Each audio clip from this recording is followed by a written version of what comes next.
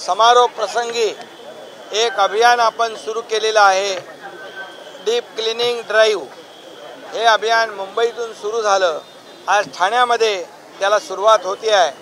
आज जवळपास 5000 पेक्षा जास्तीचे आज स्वच्छता दूत या ठिकाणी आहेत आणि खऱ्या अर्थाने यामध्ये महापालिका आयुक्तांनी एक चांगलं प्लॅनिंग केलेलं आहे। एक मोठा विभाग घ्यायचा आणि इतर विभागातले कर्मचारी आणि मॅनपॉवर मशिनरी इकडे आणायची आणि त्यांनी त्याप्रमाणे आज पाहिलंय की पहिले रस्ते स्वच्छ केले जातात झाडूने, त्यानंतर रस्त्यावरची माती ब्रशनी केली जाते, स्क्रबिंग केलं जातं आणि त्यानंतर प्रेशर पाईपने पाणी मारलं जातं।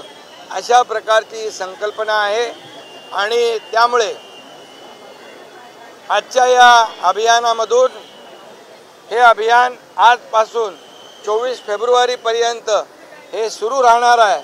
विभागामध्ये अशा प्रकारची मॅनपॉवर मोबिलाइज करून, मशिनरी मोबिलाइज करून त्या भागामध्ये रस्ते, फुटपाथ, आतली गटारं, फुटपाथची गटारं, नाले, पब्लिक टॉयलेट, अंतर्गत रस्ते, अंतर्गत पायवाटा, गल्ल्या राजकीय अस्तित्वासाठी त्यांना भाजपात विलीन व्हावं लागेल, हे सत्य। तो नीतीश कुमार जिसे यूपी के अध्यक्ष बने हैं, बीजेपी ट्रोल कर रही है कि आप ये पे ख्वाब देख रहे थे, अभी का डिमोशन हो गया। मुझे नहीं लगता है, जेडीयू के वो सर्वोच्च नेता है जिनके नाम पर वो पार्टी चलती है और पार्टी का अध्यक्ष किसको बनना है किसको नहीं बनना है ये पार्टी की कार्यकारिणी तय करती है। मैंने देखा है कि पार्टी की कार्यकारिणी पटना में, दिल्ली में हुई है और उसमें नीतीश जी को अध्यक्ष चुना है। उसमें बीजेपी को दुख, पेट में दर्द होने का कारण क्या है? हम पूछते हैं क्या आपने किसको किया? नीतीश कुमार जी की पार्टी है, नीतीश कुमार बनेंगे।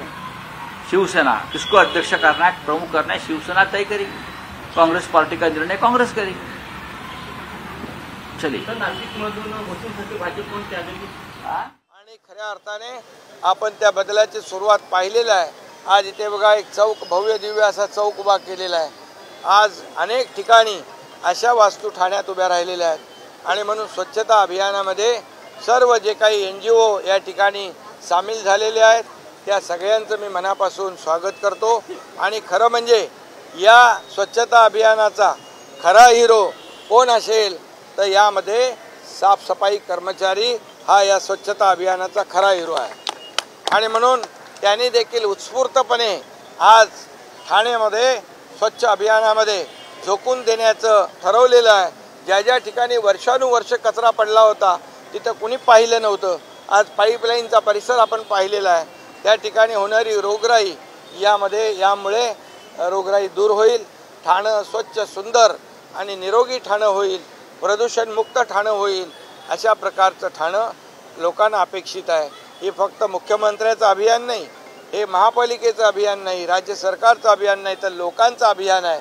ही लोक चळवळ व्हावी, एक जनजागृती, लोकांमध्ये क्रांती या अभियानाच्या माध्यमातून आपल्याला दिसेल।